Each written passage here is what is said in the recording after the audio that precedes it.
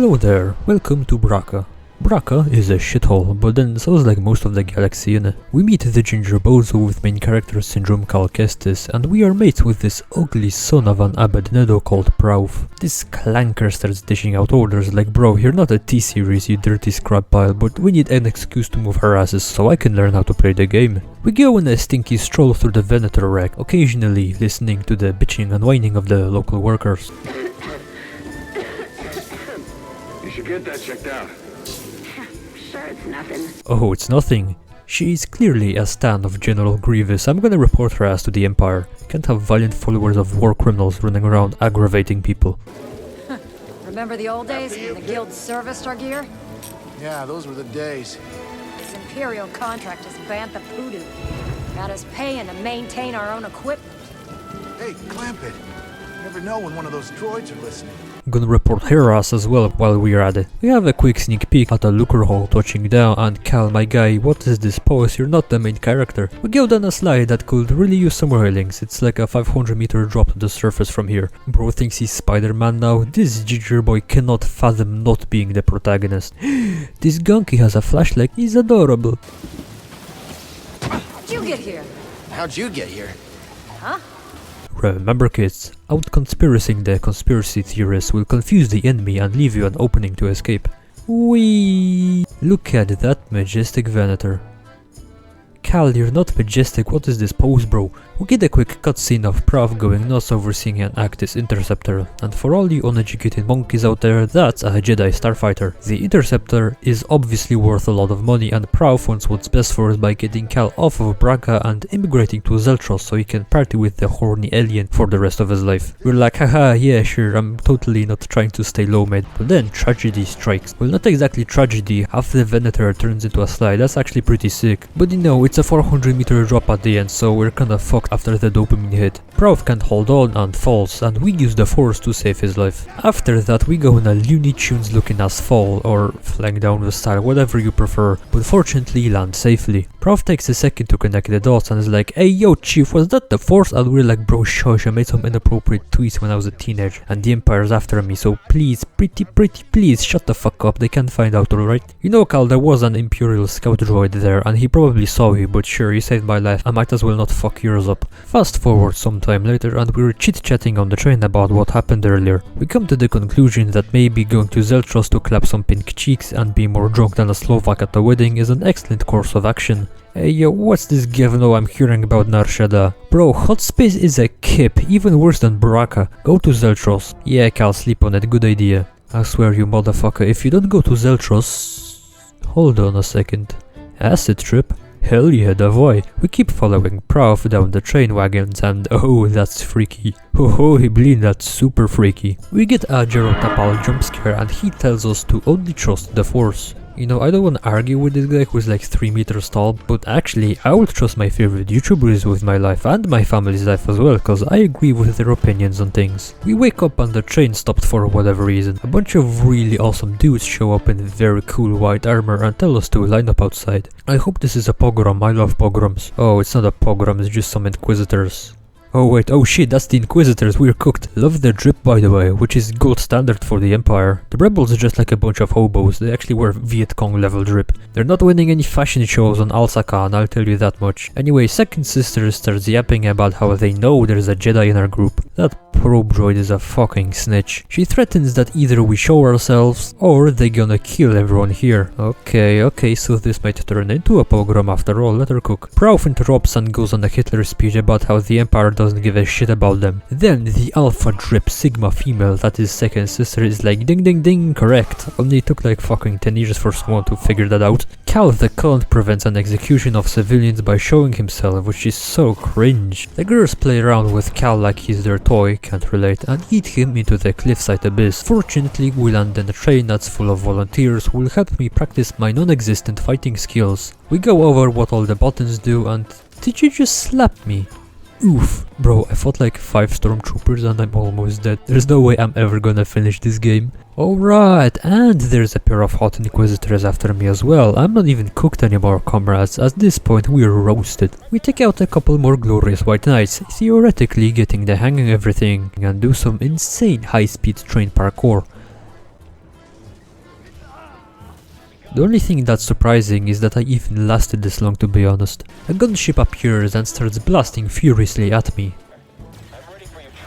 El bozo. It destroys the wagons of the hover try and ho blin, look at how fast we're going. So cinematic as well. A random ship appears and blasts the gunship out of the sky, and some lesbian comes out to say they're here to help me. I don't even know who these guys are, but I guess it's better than being thrown in a dark dungeon by these hot chicks.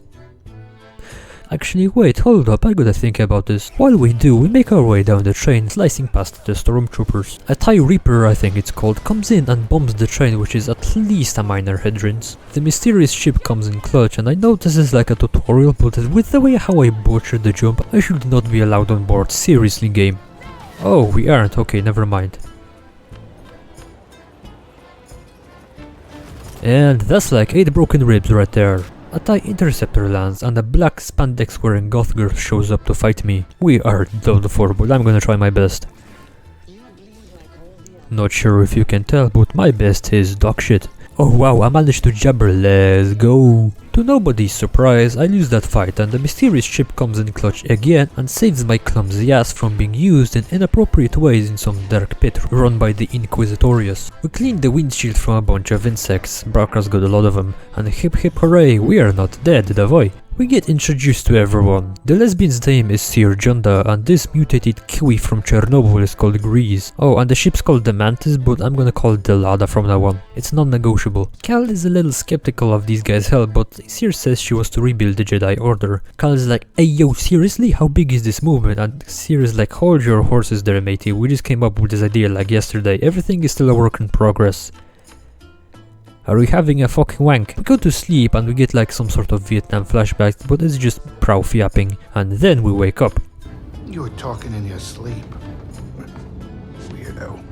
Fuck you mean I'm a weirdo? You're the one who watched me sleeping. Wait, why is there a bed in the fucking hyperdrive and engine room? That shit cannot be good for you. What if there's a radiation leak or something? We find a space banjo and steal it. We play some tunes and Sir comes up to say she's the one who wrote it long ago. See, Ginger Boy here has a special ability that makes him sense what happened in the past with certain items and living beings. We then have a very nice conversation where the lesbian admits to being a former Jedi and Cal admits to having space autism. But space autism can wait because we have arrived at Bogano, the Avoy.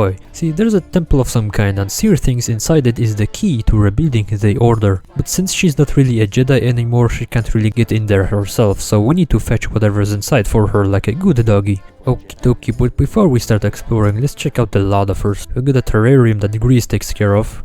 You can tell it belongs to GREEEZY cause nothing lives in it. We got a meditation point next to our bonk, which is basically used for saving, healing and improving your sick and totally awesome skateboarding skills.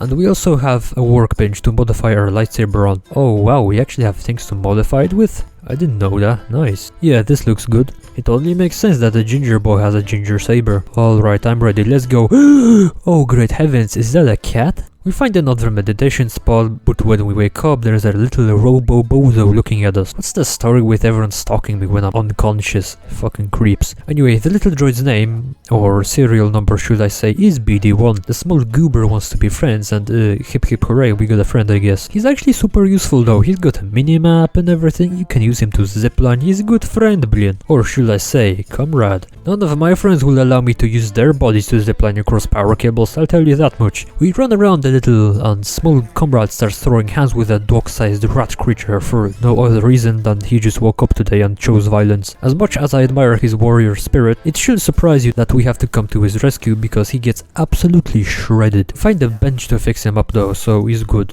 Don't do that again though, how else am I gonna zipline? With my saber hilt? You know how expensive that shit is? We keep going through this little gaff place and try slicing past these 1,000,000 volt cables and it went about as well as you might expect. Fortunately, Comrade BD1 has healing stims. Glorious little droid, ain't he? We take our revenge on the cables via property damage and probably undermining the structural integrity of the place. We find our first chest. The chests in this game only have like drip related items to customize things and that's it.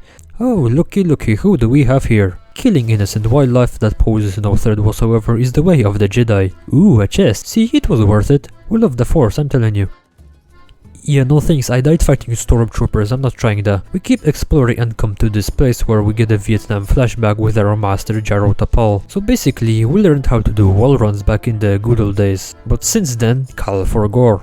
But now he remember. You know, I said he's acoustic earlier, but it might just be dementia actually. We try wall running up this mudslide over here, but we can't really do that just yet, I don't think, so let's just leave it for now. Ooh, a chest. What the fuck, why is the chest not sentient and hostile? Иди нахуй, уроды ебаный, блять. Splocks? Rick and Morty interdimensional cable TV looking ass name. Stupid rat. Oh kurwa, the rats and chestnuts have an alliance. Ooh, a chest. Step out of my way, you stupid crabs. You're not gonna deny me my constitutional right to plunder abandoned property. We stop pissing about and actually get to the ancient vault. It's not even that far away, to be honest. That's me going up the stairs when nobody's looking, by the way. We use the force to open the bad boy up and then squeeze through. Oh, this is cool.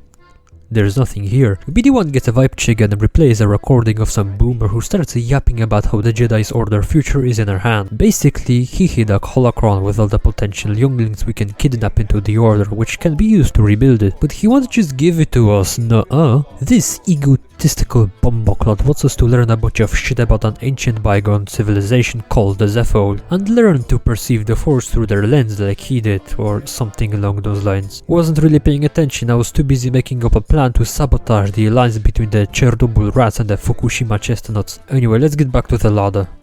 Oi blin, oi bled.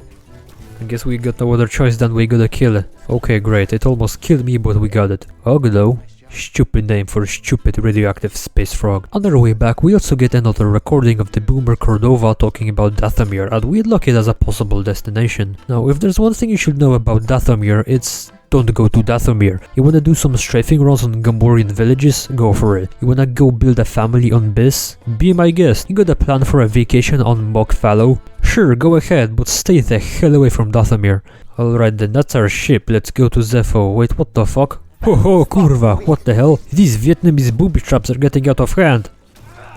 I died to a mutated frog. Who the fuck do you think you are, taking all my XP points, huh? You think you're the real Slim Shady? The Lisan Al Gaib? Nah bro, give me my shit back. You will pay for this disrespectful behavior, Ogdo Bugdo. I will be back and have my revenge, I promise you that. Gonna bust his fucking kneecaps open. Hey, sir, that's my unexplainable aggression. What is that? Get off my sofa!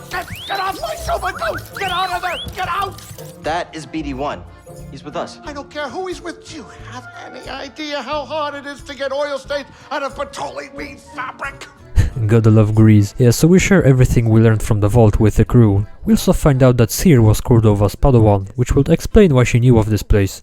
And also she said that she cut herself off from the force for whatever reason. Anyway, we go to Zepho, let's go. There's a really bad storm going on, and so obviously we decide to land smack bang right in the middle of it. Perfect landing. Greasy money, baby. Greasy money, no way, nah, this guy is the best character in the game, hands down, and I've only been playing for like 2 hours. Ooh, a chest. What's the deal with 2023 Moscow metro-sized rats being everywhere? We slice past some white gigachas and find ourselves in a village. Comrade BD1 scans an eviction notice and Cal goes on and immediately starts accusing, like, bro, I mean, yeah, if they just wanted to steal some private property then that's base, but what if there's more to it than meets the eye? What if they care for the well-being of their citizens and they wanted to save them from the storm?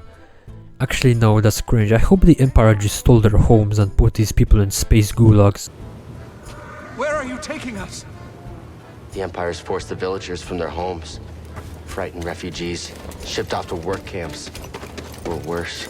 Oh damn, they actually did it. Actual Sigmas, these guys. Ooh, a chest. We keep exploring the planet and keep slicing bozos. Damn, imagine seeing this in real life. We do some hardcore parkour and eventually find ourselves in some Zepho ruins. We find a way inside and enter what I assume is a scaled down version of an elevator in a billionaire's yacht. We go down a sleepy slide and do a puzzle which only took me 20 minutes to figure out. It's actually really simple, I'm just a little restarted. Man, fuck you ancient pots, bitch ass stinky pots. Oh, what's that thing down there? It got lasers and shit, goddamn. Blin, that thing was sturdy. We keep exploring the tomb and breaking these stupid silly pots, a genuine waste of clay these things. I almost died to a bunch of rats from Bunjin. While exploring, we meet another flashback of our training with Master Tapal. We learn how to use force push and we unlock a new ability. He is good, Blin. Ooh, a chest. We get another hollow recording of Cordova running his mouth about Kashyyyk. Okay, so you know what I said about Dathomir? Yeah, multiply that shit by like times 10. Yeah, the Wookiee towns are neat and the beaches are probably safe, but under no circumstances should you ever venture into the forests of Kashyyyk. Bro, even Wookiees don't go there if they don't have to, and they lived on that planet for thousands of years. Oh, where did you come from? What the hell, they shoot now? They shoot now. We go back to the main chamber and do a bunch of puzzles for like 10 minutes so we can get out. I actually really like these puzzles, they're a nice break from consuming modern internet content that shrinks your brain. Remember kids, exercising your mind once every couple years is a good indicator of how sentient you are, or if you are a hopeless irreversible NPC. I should start charging for all this genius advice. We go outside and slice some space KKK members. We then slide on down into a bunch of caves, and I come across my good mate Philip. You can tell it's him because he's hideous, towers over me and has a jelly belly, just like in real life.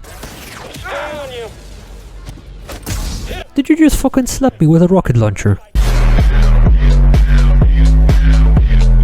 We make our way back to the Lada, which is under attack by a scout walker. We take on the big boy and bring that bozo down. Is that a defenseless enemy we got here?